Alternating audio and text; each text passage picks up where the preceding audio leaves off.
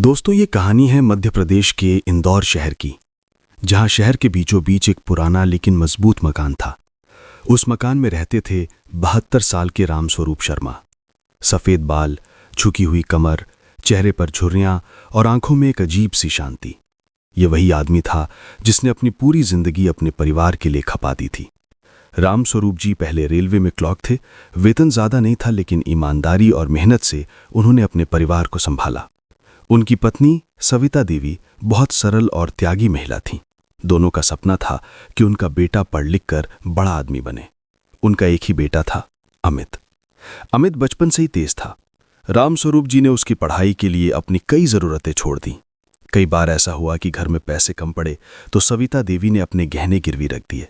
रामस्वरूप जी ने over time करके पैसे जोड़े। धीरे धीरे समय बीतता गया। अमित इंजीनियर बन गया और उसे एक बड़ी कंपनी में नौकरी मिल गई। उस दिन रामस्वरूप जी की आंखों में खुशी के आंसू थे। उन्होंने मोहल्ले में मिठाई बांटी और गर्व से कहा, आज मेरा बेटा मेरी मेहनत का फल है। कुछ साल बाद अमित की शादी नेहा नाम की लड़की से हो गई। शादी के बाद कुछ समय तक सब ठीक चला। नेहा शुरुआत में बहुत सम्मान से बात करती थी। रामस्वरूप जी को पापा जी कहकर बुलाती थी। लेकिन धीरे धीरे घर का माहौल बदलने लगा। नेहा को लगता था कि बूढ़े ससुर घर में बोझ हैं। एक दिन उसने अमित से कहा, देखो अमित, अब हमें भी अपनी जिंदगी जीना चाहते हैं। हर समय पापा की जिम्मेदारी उठाना आसान नहीं है। अमित पहले चुप रहा, लेकिन धीरे धीरे उसकी सोच भी बदलने लगी। रामस्वरूप जी ये सब महसूस करते थे। वे ज्यादा बोलते नहीं थे। एक दिन की बात है, रात के खाने के समय अमित और नेहा डाइनिंग टेबल पर बैठे थे। रामस्वरूप जी धीरे धीरे चलते हुए वहां आए। उन्होंने कहा, बेटा, मेरे घुटनों में बहुत दर्द है, अगर हो सके तो डॉक्टर को दिखा दो। नेहा ने तुरंत जवाब दिया, हर समय डॉक्टर डॉक्टर, इतना खर्चा कहां से आएगा। अमित ने भी थके हुए स्वर में कहा, पापा अभी बहुत खर्चे हैं, थोड़ा आराम कर लीजिए, ठीक हो जाएगा। रामस्वरूप जी चुपचाप अपने कमरे में लौट गए। उस रात उन्होंने पहली बार महसूस किया कि शायद अब इस घर में उनकी जरूरत नहीं रही। दिन बीतते गए।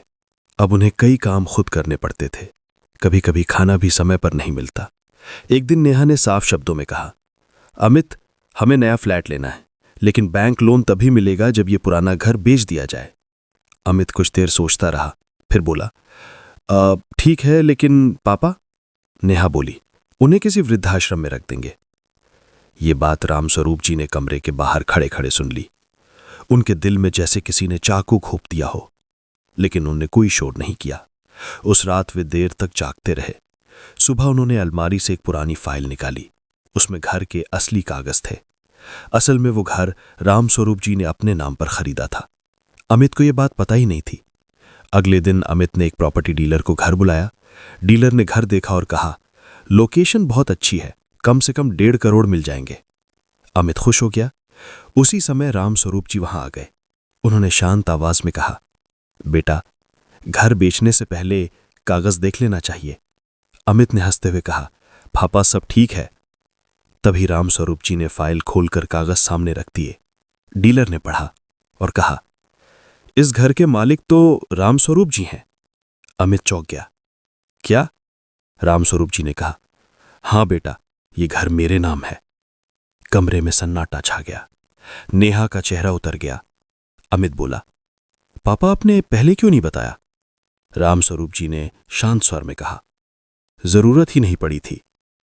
फिर उनने एक और बात कही, मैंने फैसला किया है कि ये घर बेचूंगा। अमित और नेहा खुश हो गए, लेकिन अगले ही पल रामस्वरूप जी ने कहा, लेकिन पैसे तुम्हें नहीं मिलेंगे। दोनों हैरान रह गए। रामस्वरूप जी बोले, ये पैसा एक अस्पताल को दान किया जाएगा, जहां गरीबों का मुफ्त इलाज होगा। नेहा गुस्से में बोली, ये अन्याय है। रामस्वरूप जी ने पहली बार सख्त आवाज में कहा, अन्याय तब था जब तुम मुझे बोझ समझ रहे थे। अमित के पास कोई जवाब नहीं था। कुछ ही दिनों में घर बेच दिया गया। पैसे सीधे ट्रस्ट के खाते में चले गए। रामस्वरूप जी उसी अस्पताल में रहने लगे। वहां वे मरीजों की मदद करते, बच्चों को कहानियां सुनाते। धीरे धीरे सब लोग उन्हें दादाजी कहने लगे। उधर अमित और नेहा किराए के छोटे फ्लैट में रहने लगे। पैसे की तंगी शुरू हो गई। दोस्तों ने भी दूरी बना ली। एक दिन अमित अस्पताल पहुंचा। उसने रामस्वरूप जी को मरीजों की सेवा करते देखा। उसकी आंखों में आंसू आ गए। वो उनके पैरों में गिर पड़ा। पापा, माफ कर दीजिए। रामस्वरूप जी ने उसे उठाया।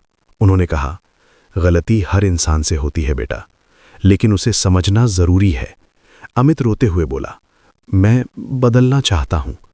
रामस्वरूप जी मुस्कुराए। अगर सच में बदलना चाहते हो तो यहां आकर लोगों की सेवा करो।